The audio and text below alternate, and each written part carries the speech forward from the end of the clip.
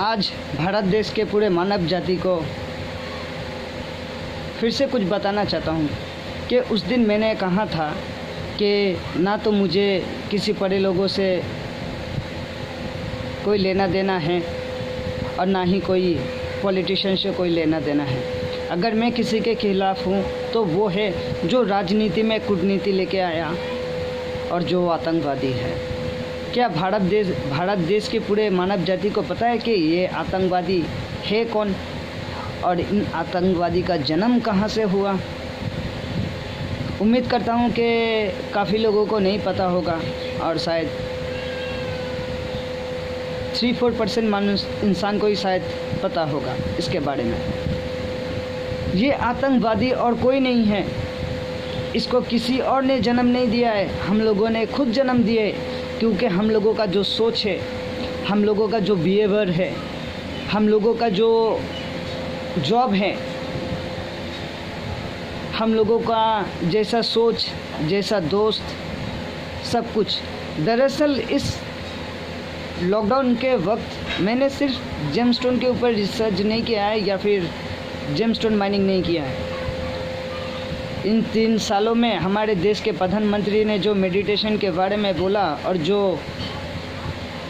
Third आई active जब हुआ, तो सर अभी जो बच्चा अभी तक धरती पे पैदा नहीं हुआ है, मुझे तो उसका भी फ्यूचर दिखाई दे रहा है कि वो बनेगा क्या बड़े होके। ये कोई, इसको समझने के लिए हर किसी को मेडिटेशन करना चाहिए। मुझे तो लगता नहीं कि हमारे देश के कोई भी मिडिल क्लास या फिर कोई भी साधारण घर का लड़का या फिर लड़की, कोई भी सिर्फ एक दिन, जिस दिन उसका ऑफिस छुट्टी रहता है, संडे, आप अपने पूरी सांसों के ऊपर ध्यान रखिए कि आप पूरा दिन कब कितना तेज़ी से सांसें ले रही हो। अगर आपका माइंड पूरा आपके सांसों के ऊपर जिस दिन फोकस हो जाएगा ना, तो उस दिन आपको आपका दिल की धड़कन भी सुनाई देने लगेगा। आप सोचने पे मजबूर हो जाओगे कि मेरा ध्यान मेरे सांसों के ऊपर है, तो मेरी दिल की धड़कन सुनाई मुझको कैसे दे रही है। जस्ट इमेजिन, मेडिटेशन में इतना पावर है। मैं उतना पढ़ा लिखा नहीं हूँ और जो मैं कहना चाहता हूँ,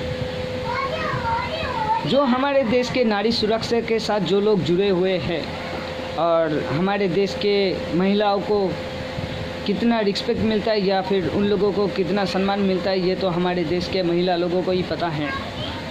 और जो मैं कहना चाहता था कि ये आतंकवादी लोगों का सोच ही ऐसा है कि पूरे धरती पे जितना भी इंसान है, इसको गुनहगार बना देना। अगर वो समझदार है भी, अगर नहीं समझे तो उसको भी गुनहगार बना देगा।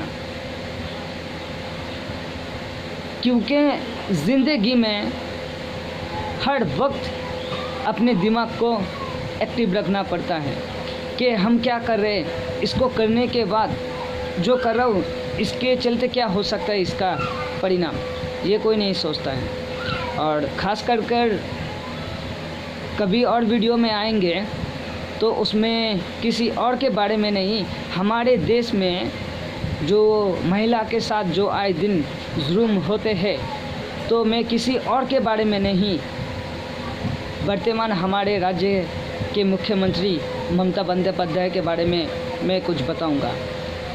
मेरी अभी फ़िलहाल 36 उम्र है, 86 को मेरा जन्म हुआ है और जब से मैंने होश संभाला है तब से हमने हमारे राज्य के मुख्यमंत्री को क्या देखे थे और वो आज किस जगह पे आके खड़े हुए और इसका वजह क्या है, शायद हमारे राज्य के मुख्यमंत्री को पता है कि नहीं है, मुझे मालूम नहीं है।